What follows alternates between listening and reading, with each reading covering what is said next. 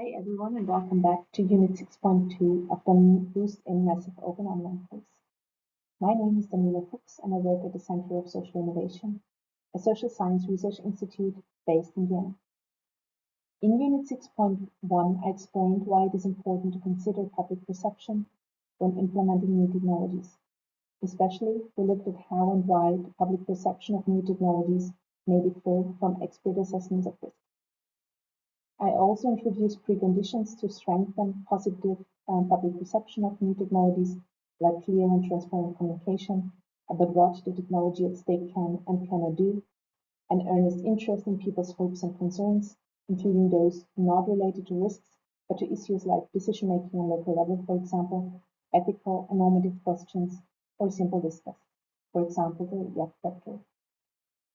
Also, I pointed to the importance of institutional trust regarding communication and control or monitoring when implementing new technologies, for example, for enhanced water quality.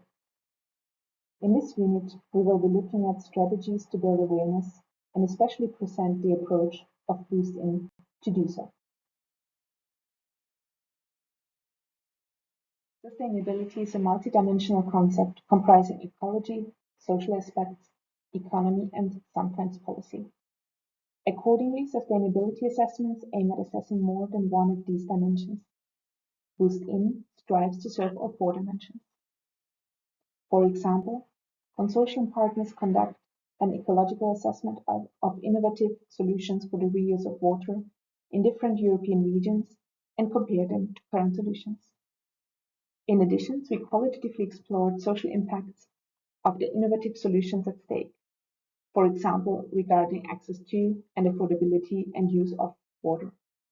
In the interviews we conducted, stakeholders frequently raised the issue of awareness raising about water scarcity and the opportunities that reused water could offer communities and regions. As this seems to be an important point, we present how Boost-In aims at building awareness in this video.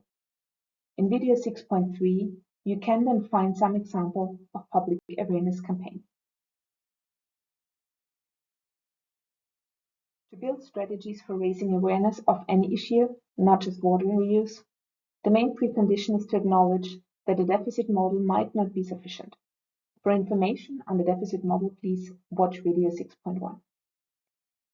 So it is necessary to move from a one-way communication, like information, lectures, or exhibitions, towards two-way communication, for example, interactive communication formats. Regarding responsible innovation, the European Commission emphasized the importance of two-way science communication. At the same time, they also pointed to the importance of all stakeholders and the public to co-design and co-develop technologies at stake. Hence, building awareness requires more than just interactive communication formats. To build strategies on raising public awareness, one must consider the complex social, political, and cultural conditions in the regions and provide people opportunities to actively engage and shape water reuse in the region. To ensure that these requirements are met, Boost-In develops and implements a co-creative approach to design roadmaps and awareness building strategies.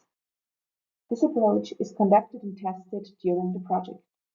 This allows to compare between different European regions and to draw lessons learned for similar processes in the future. The Boost-In approach aims at co-creating public engagement roadmaps in the different regions of the project. You can find a detailed description of the approach in the Boost-In deliverable 2.1. The Boost-In approach consists of a series of 2 workshops with stakeholders and additional workshops to allow for exchange of experiences between regions within the Boost-In project. Identifying barriers for water reuse.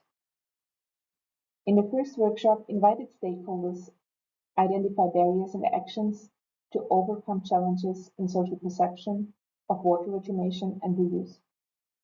The participants define a common vision for raising public awareness specific to the region and to identify activities that help work towards this vision. The process of developing the vision together is important because most stakeholders usually address topics, for example, water reuse, according to the responsibility of their organization or their societal role, whether they are part of the administration, a company, an NGO, or any other entity, or just interested citizens. So this workshop emphasizes opening up the discussion and allowing participants to reconsider and adapt their perspectives, whether they are their own or the ones of their organization. The result is a vision that has been commonly defined by participants and a first collection of ideas on how to address and potentially improve public perception of water reuse to achieve the vision. Co-creating strategic roadmaps and action plans. The second workshop aims at making the visions for the regions tangible by developing action plans. Building on ideas of the first workshop, participants continue to co-create activities and to organize them into a roadmap framework. By structuring the activities by time, so short, medium, and long term, and by target group, the activities become tangible, implementable, and easy to monitor. So far, Boostin is in the middle of implementing and testing the workshop designs. However, feedback of participants in the first workshop showed that they valued the workshops as an opportunity for exchange between entities and organizations that usually hardly collaborate. So stay tuned for the result of our workshop series, and thank you for listening.